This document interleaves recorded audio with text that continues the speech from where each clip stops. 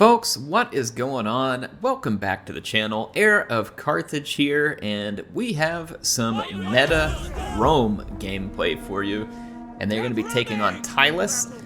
So we've seen Rome, I think, many times in this game. I've talked to you all about how they're kind of fun to be used in like a Primarian type maniple. Yeah, maniple.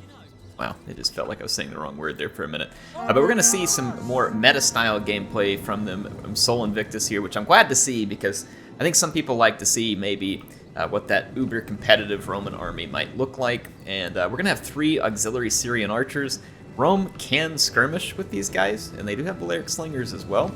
And then they're going to be using Evocati cohort. Evocati cohort are very, very effective in attack. And they also have very good defense and armor, and then there's 1 veteran legionary, which is similar, slightly lower stats. But yeah, there's going to be a mix of Evocati and veteran legionaries. They're going to be kind of body blocked by some Vigiles, which are just kind of some throwaway infantry to go after charges. And then there's some Hastati here just to provide some cheap light infantry support. And then from a cavalry standpoint, we're going to see auxiliary cavalry. Oof, I'm tongue-tied on that one. Some Equites as well. Then a general and bodyguard. So Rome's huge weakness certainly is cavalry. They just don't have spectacular cavalry. However, Equites are pretty weak. Auxiliary cavalry is better, but I don't know how good they are for their price. I don't remember. I don't think they're horrible for their price because they're pretty cheap. But they're certainly not going to perform very amazing. But you can get plenty of them. Tylis, remember, is got huge defense and really good charge bonuses. So their tribal warrior is their specialty unit here, because remember, you get like 1 or 2 specialty units for a faction in Rome 2. That's all that differentiated them. Everything else was copy-paste. But yeah, we had tribal warriors, which are a defensive unit that hits heavy on the charge, but lacks quite a bit of offense outside of that, though they have about the same hitting power. I say about the same, close to the same as Oathsworn. Not exactly the same, but they're good for their price range. We're going to see several Celtic slingers, and I see a noble horse as well as a couple of mercenary Thracian cavalry. Mercenary Thracians are going to be really good light skirmish cavalry. So Rome wants the grind out fight. Tylis wants the charges and the cavalry advantage. All right, so Tylis needs a very solid cavalry advantage. It would be better if they could win a skirmish advantage, and they do have numbers in terms of skirmishers. They do not have quality. And then, like I said, they're going to want the cavalry advantage because they're going to need to get a good charge with their infantry and then support it with follow-up attacks from cavalry in order to win. There is 1 Oathsworn here, it looks like. That is the general. 2 Oathsworn. The Oathsworn can absolutely go head-to-head with an Evocati cohort. Check it out here, we're going to get a charge from the Equites. Oh, the mercenary Thracian cavalry not set to skirmish. Yikes. That is going to be a critical loss for Tylis. They can't afford that.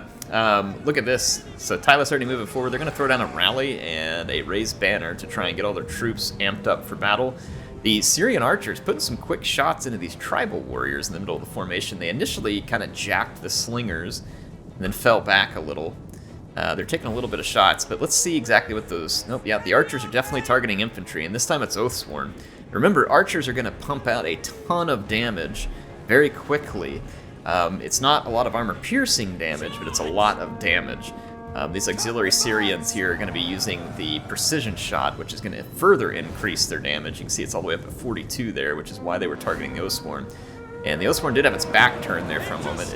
Lucky for them, it didn't take a ton of javelins. Look at the Vigile baiting the Oathsworn, essentially. This is bait. It's being brought up here so that the archers can shoot it. Now, intelligently, the player for Tylis here is putting a beating down on those archers, and they should, because those archers are going to mulch these really expensive units. Now, look, once the engagement begins and the Vigile gets this unit fixed, some missile barrages come in, here comes the veteran legionary for cleanup. And here's the Evocati cohort taking on the tribal warriors. Look at this. Equites fixing the expensive cavalry and then following up with the Hastati. Very nice play there. That's a good way for Rome to use its lesser cavalry. And then over here, more cavalry engagements. Equites getting after those mercenary Thracian cavalry now trapped into tribal warriors, but let's see how this unfolds. Rome is getting some excellent engagements for themselves so far. This Oathsworn is definitely going to do some damage to the Evocati, and there's a lot of javelins flying, but the Evocati are going to be in a pretty good engagement there, and they've got a really good engagement there against the tribal warriors. So far for Rome, pretty solid.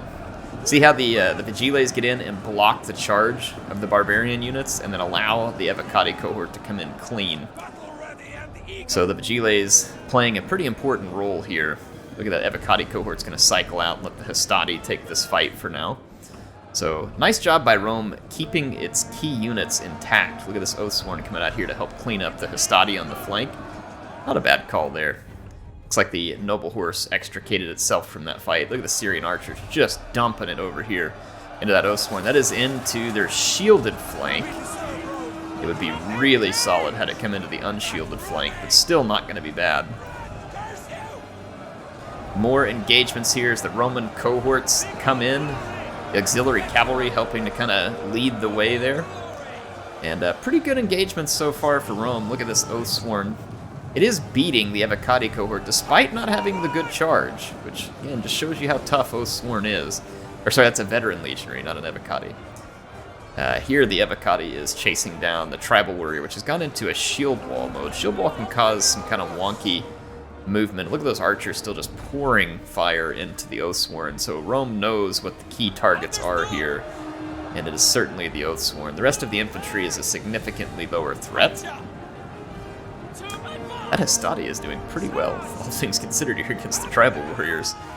The Roman bodyguard is still safe. It could be used as a last-ditch cavalry unit. I like how the Romans are keeping a cavalry unit to help do a little bit of protection here, and they're just kind of firing away still with those archers.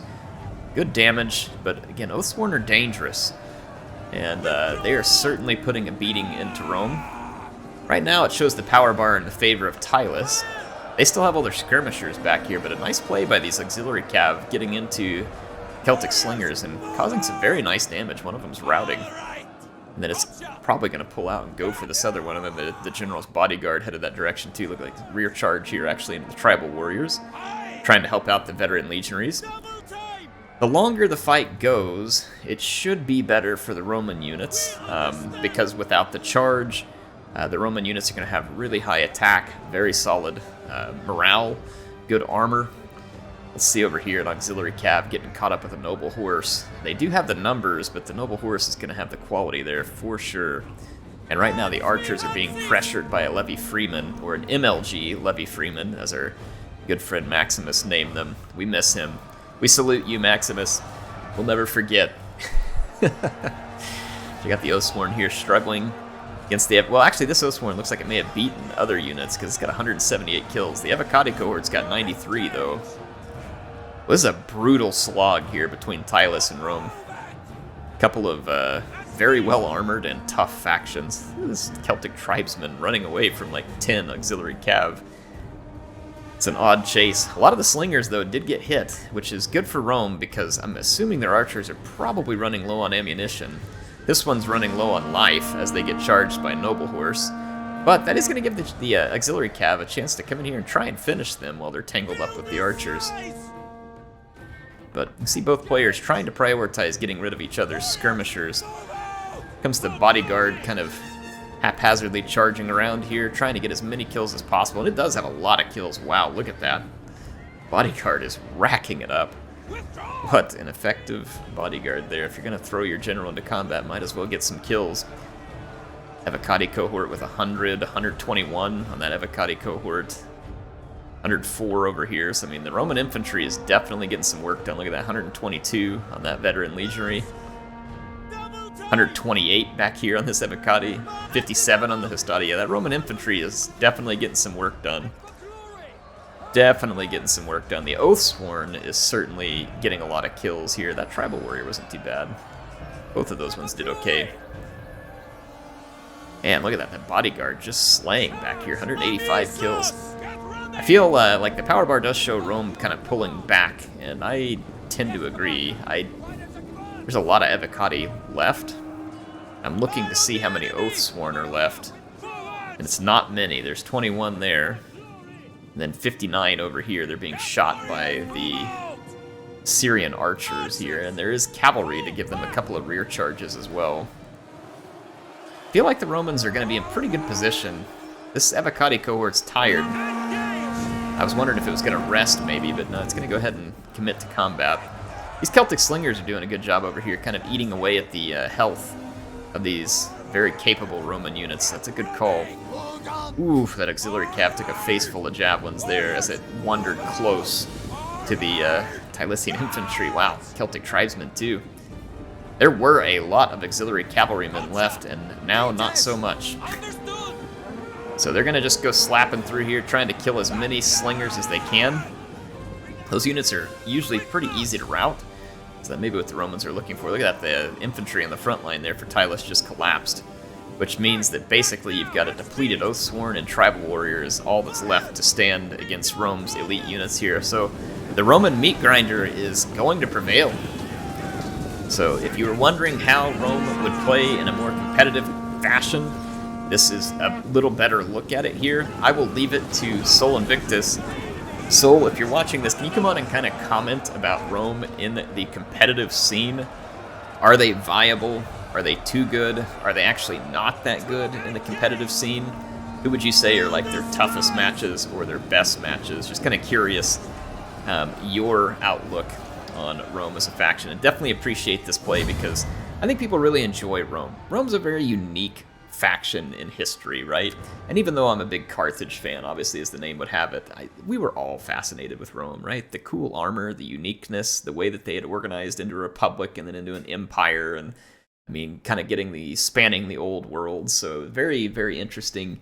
I think a lot of us have an affinity towards it to some degree. So not surprised that a lot of people like to see them and hear more about them. But yeah, good performance from the heavy infantry, and you definitely need that as Rome.